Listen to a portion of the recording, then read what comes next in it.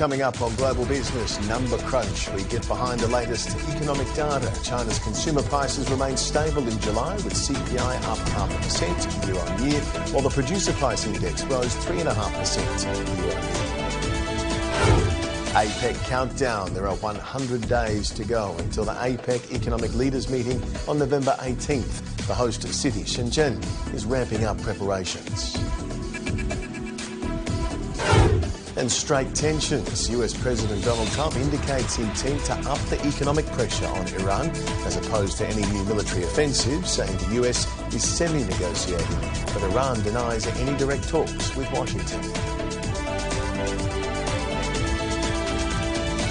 Welcome to Global Business. You're watching CGTN. I'm Lincoln Humphreys. China's consumer prices remained stable in July, with the National Consumer Price Index, or CPI, up 0.5% year on year, partly influenced by imported factors. Data by the National Bureau of Statistics show food prices falling at 1.5% and non-food prices rising at 0.9%. Core CPI, excluding food and energy, increased 0.9% year on year. Falling domestic gas prices amid fluctuations in international markets were a key factor. Stronger summer travel demand pushed up prices for hotel stays, air tickets and vehicle rentals.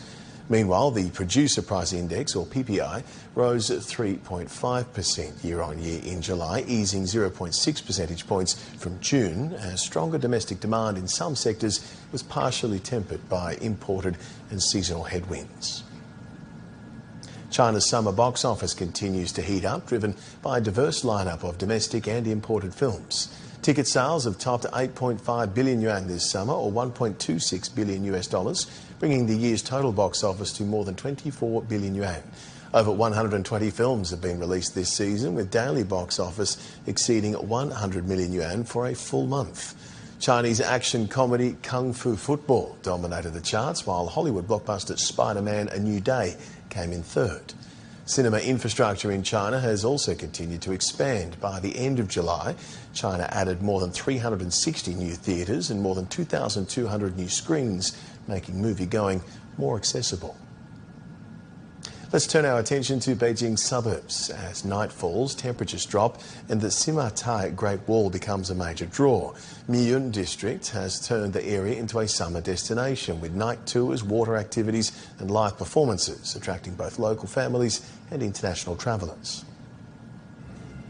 Miyun has abundant Great Wall resources. At Gubei Water Town, nestled beneath the Sima Tai stretch, a new interactive show called Iced Memories, The Great Wall, has become this summer's highlight. The performance recreates a little-known piece of story of how Ming Dynasty border soldiers hauled ice to the wall to fend off the heat. Visitors take part in missions that explore local culture while moving through the town's shops and attractions. It's much cooler than Beijing. Great for escaping the heat. Good food, nice views, and fun activities. It works for both adults and kids. To handle the summer crowds, the park has added misting systems at multiple locations, including Yangui Pier. The mist cools the stone alleys and complements the Great Wall backdrop, creating cooler environments, cooler activities, and cooler nights. Laser projections light up pagodas and mountain slopes. Visitors can hike the wall at night, take boat rides on Tang River, or watch the intangible cultural heritage performance of iron fireworks. The growing range of activities is attracting more international visitors. We love it here. It's clean, people are friendly, and the atmosphere is pleasant. It feels connected to nature, but still comfortable and convenient. We've introduced free admission for high school graduates and veterans. We've also added the Tower Show, intangible cultural heritage exhibitions, and more evening performances. Foreign visitors now make up 17% of tourists here, an 87% increase from last year. We'll continue improving international services and strengthening the Great Wall's nighttime economy. CGTN, Shaowei, Beijing. People's Bank of China on Monday outlined its reform priorities for the 15th five-year plan period. The central bank proposes a prudent monetary policy system and a comprehensive macro-prudential management framework. It also vows to further strengthen financial support for the real economy and push for high-level opening up in the financial sector. To improve the efficiency of the central bank's services, financial infrastructure will also be upgraded.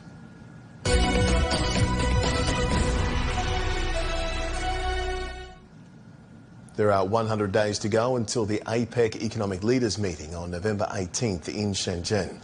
Several APEC events took place in July, including Digital Week and a meeting of forestry ministers. The Chinese Foreign Ministry says Beijing is committed to more productive events to ensure the success of the November summit. Shenzhen posted a record increase of 33% in trade with other APEC economies to $292 billion in the first half of the year. Li Shuang tells us how this city's trade and investment ties are coming into focus as it prepares for this important summit. Giant container ships arrive and depart around the clock at Yantian port. From China's vast manufacturing base to markets around the world, the port offers a front-row view of the country's growing trade with the Asia-Pacific. This is one of China's key gateways to global trade. Goods shipped from this port reach more than 240 countries and regions. And with 11 new APEC routes added this year, Yantian is further strengthening Shenzhen's role as a major trade hub in South China. As one of the world's largest single-side container terminals, Yantian manages around 100 international routes every week, including 53 connecting APEC economies. And the APEC trade flows are substantial. From January to May, trade between Chinese mainland and other APEC economies through Yantian reached nearly $59 billion, accounting for half of the port's total foreign trade. This highlights Yantian's role as a key gateway connecting the Greater Bay Area with APEC economies. The port is the hub, manufacturing is the foundation. Just a few dozen kilometers away in Bao'an district, a semiconductor materials company has been operating for 37 years, with customers across APEC economies including the Philippines, Thailand, and Malaysia.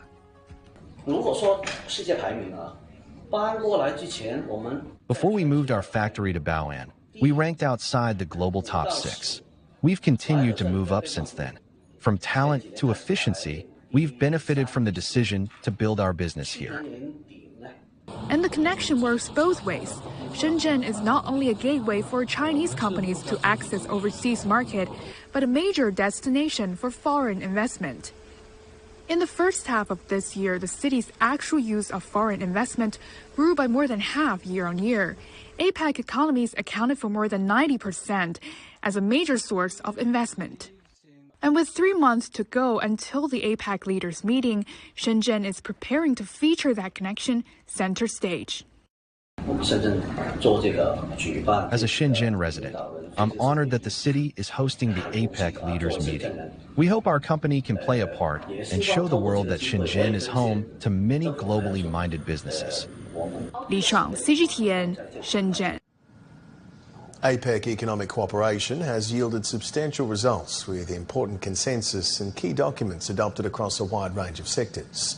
During their 2025 meeting in the Republic of Korea, leaders of APEC member economies adopted a joint declaration aimed at further deepening cooperation for a sustainable future. In addition, 2 separate documents were adopted to advance collaboration on artificial intelligence and address the region's growing demographic challenges. China's cooperation with other APEC economies has sustained steady momentum. In 2025, China's trade with regional partners reached 26 trillion yuan, accounting for nearly 58% of its total foreign trade for the year. At an earlier event in July, APEC economies reaffirmed their commitment to jointly leverage digital and AI technologies for the benefits of the Asia-Pacific community. Over more than 3 decades, APEC economies have worked together to move from basic connectivity to broadband, to digital transformation, and now to AI-empowered growth. Looking back at these achievements helps us to explain where we are today. APEC's work in this area has never been only about technology. It has always been about what technology enables. trade, participation, productivity, services, resilience, development, connectivity, and opportunity. Digital and AI are woven into almost every part of APEC's agenda. Our businesses are ready to innovate. Our people are ready to learn and adapt. Investment capital is ready. The question is whether our policies are ready to help every business and every worker succeed in the AI economy. APEC has always succeeded by anticipating economic change rather than reacting to it. The first digital era connected people. The AI era is transforming how people work. Our task now is to ensure every business and every worker can benefit from that transformation. Coming up next on Global Business. Straight tensions. US President Donald Trump indicates intent to up the economic pressure on Iran as opposed to any new military offensive, saying the US is semi-negotiating, but Iran denies any direct talks with Washington.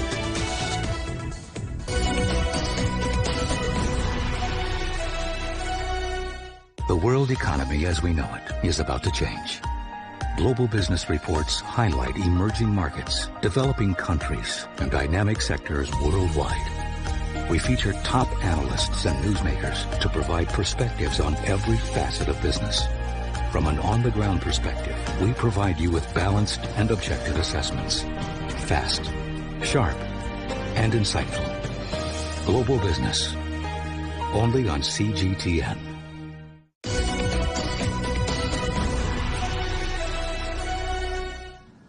Iran says no direct talks with the US are happening right now. Tehran maintains that formal negotiations remain out of the question as long as Washington continues to breach the terms of the interim peace accord signed in June.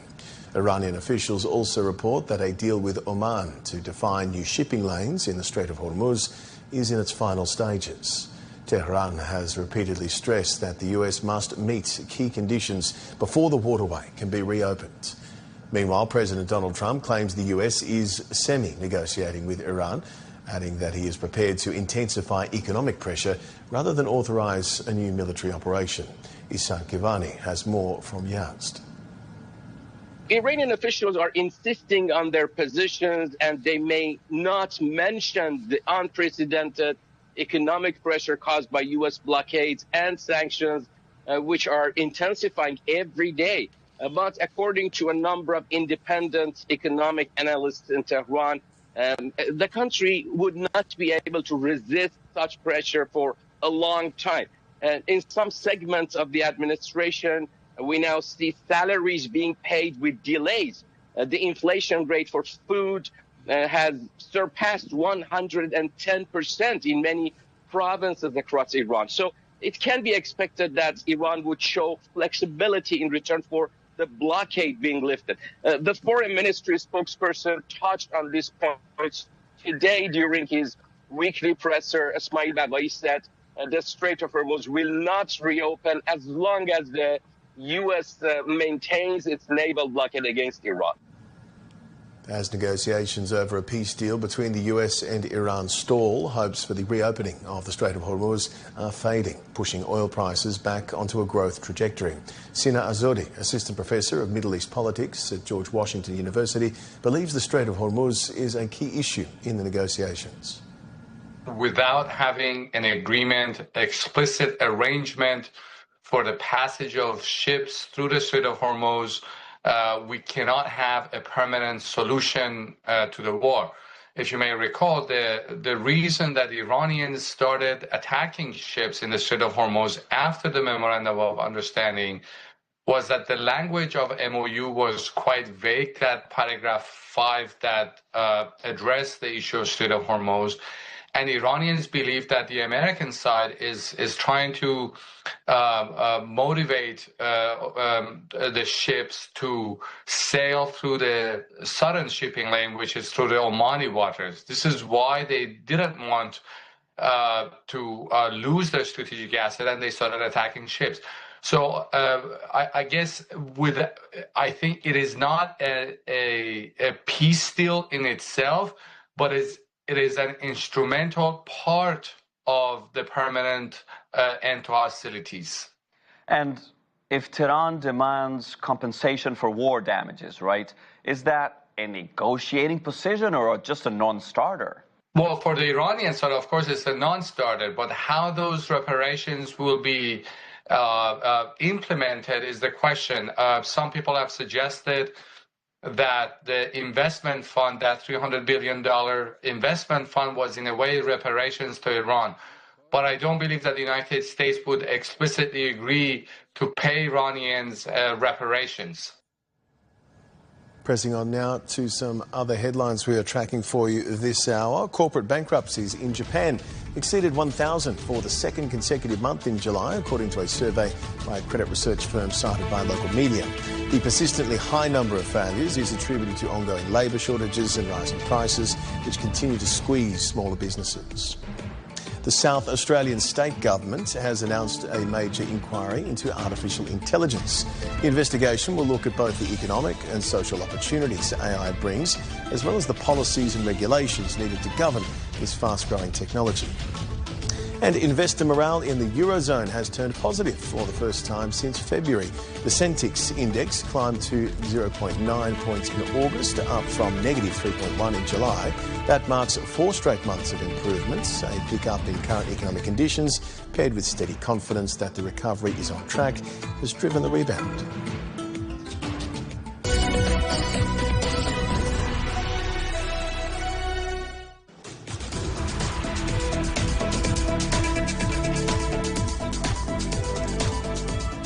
Some breaking news just in. A 7.5 magnitude earthquake has struck Colombia at a depth of 80 kilometres. We'll have more as it comes to light.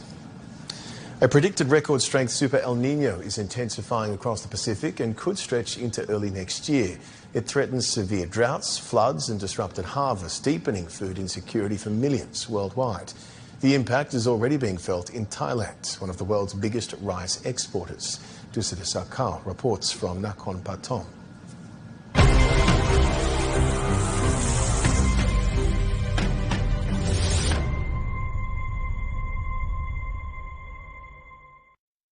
These fields remember the seasons.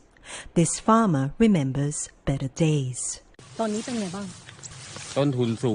Costs are high, yields are low, and prices for their produce are extremely low. Farmers can't bear it anymore. For generations, the seasons set the pace of life here. Today, every planting season has become a gamble, and one missed rain can wipe out months of work. This is where Thailand's rice story begins. In fields like this, farmers have cultivated one of the country's most important crops for generations, supplying both the local market and millions of people around the world. But while the crop hasn't changed all that much, the conditions it is grown in has. And for many farmers, a way of life built over generations could soon be pushed to its limits. If rice cultivation lacks water, it's over. For farmers, it's a complete collapse. After years of increasingly erratic weather, experts say Thailand's rice industry is entering unfamiliar territory.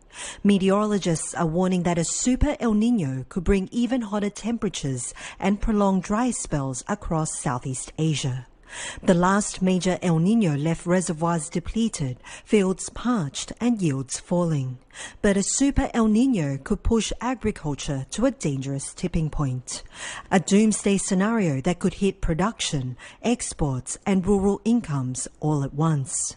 The warning isn't simply about one harvest. It's about Thailand's ability to continue producing one of the foods the world depends on as the climate becomes increasingly unpredictable.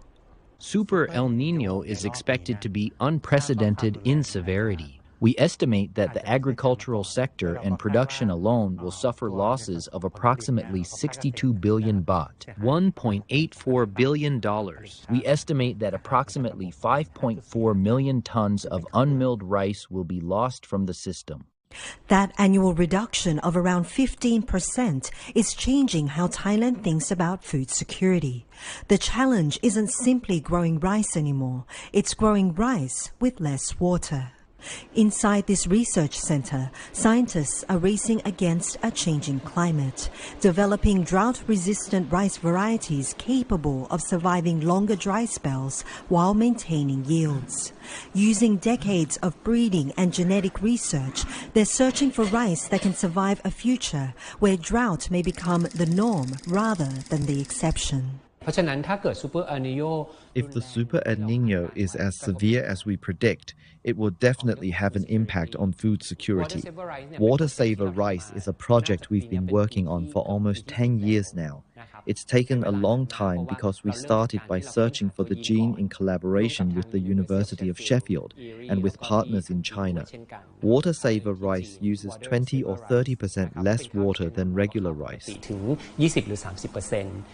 Scientists are rewriting the seed. The next chapter will be written by farmers. The question is if they can hold on long enough to weather what comes next. Lucita Sao Gao, CGTN, Nakhon Pathom, Thailand. The upcoming El Nino is set to significantly disrupt weather patterns worldwide, but the impacts can vary region to region, and predicting the possible outcomes requires detailed forecasting data. We spoke to Sebastian Gray, a scientific officer with the World Meteorological Organization, about the specific impacts of El Nino and how modern weather predicting systems, such as China's MYT, can help countries better prepare. Looking at the past, there are some examples of past strong El Nino events like 2023 El Nino, 2023-24, which resulted in record-breaking temperatures across the world. It also resulted in impacts in agricultural production in places like Brazil, which was affected by delayed rainfall in the northern parts and lower than normal rainfall as well, resulting in reduction in key crops like soybean, key crops both for the economy and for food security. Another example, the 2015-2016 El Nino resulted in some of the worst droughts in 35 years in southern Africa, affecting countries like Zimbabwe, Zambia, and others. And this affected water availability both for production of staple crops like maize, but also for livestock. I think we hear a lot about El Nino and the likely impacts, and many times you might hear droughts or floods, big words that appear in the news and the media. And it is true that typical impacts of El Nino do include aspects like lower than normal rainfall in some regions, higher than normal rainfall in others, and also disturbances in what could be called normal cyclone activity. But one of the key things that we have been saying, or that I do try to say, is that the impacts do vary by region, even at times in areas that seem to be fairly close to each other. So the impacts vary by region, but also by season. So that illustrates actually a very good example where you see that in the current season, in South Sudan, northern Ethiopia, southern parts of Sudan, there's a likelihood for lower than normal rainfall and droughts. And these are areas that are already, I would say, generally food insecure. And while these impacts may vary by region, one of the more sure impacts that we do experience is generally increased temperatures worldwide. And one thing to mention is that this increase in temperatures, given this current El Nino and expected strong El Nino, is happening on the backdrop of the last 11 years already being the warmest on record, according to the WMO State of Climate. So systems like Mazu provide climate products on different timescales, which are very useful to inform risk or inform decisions, including in the agriculture sector. So, for example, I saw they have products that help you better understand the risk of drought in certain locations. And it also integrates forecasts on different timescales, giving an idea of upcoming conditions like the likelihood of extreme weather, like heavy rainfall or dry spells, and helping farmers to ultimately make decisions which are either preventative or adaptive in their work. But it is one example of a system that incorporates innovative data, different systems, including artificial intelligence related forecasts, to provide better data and information, both on risk based on past historical information and on upcoming conditions on different timescales. Europe's second longest river is running dry. Record heats and months without rain have pushed parts of the Danube to historic lows, stranding cruise ships, disrupting trade and hurting tourism. Our correspondent Pablo Gutierrez travelled along the river in Hungary and Slovakia to see how the drought is changing one of Europe's busiest waterways. Samuel Komoy has spent his life on the Danube.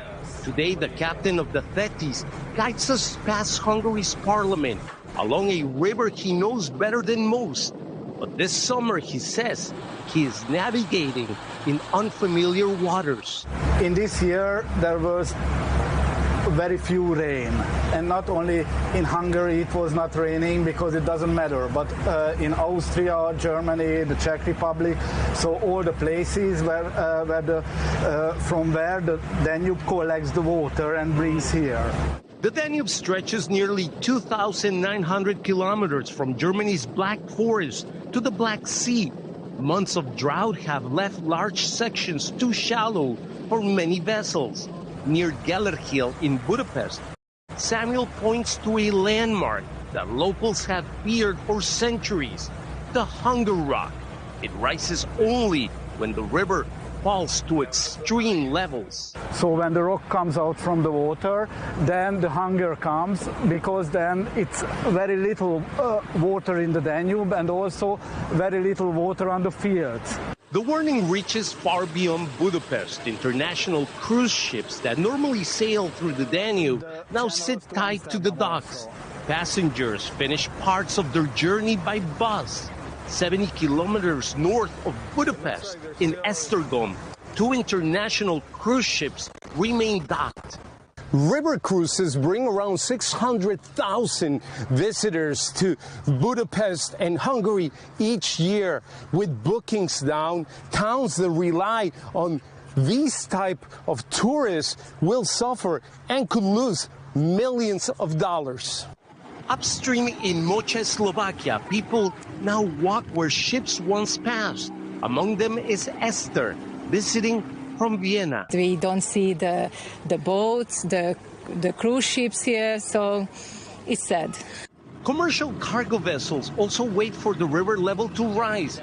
And for those who work on the river, fewer boats mean fewer customers.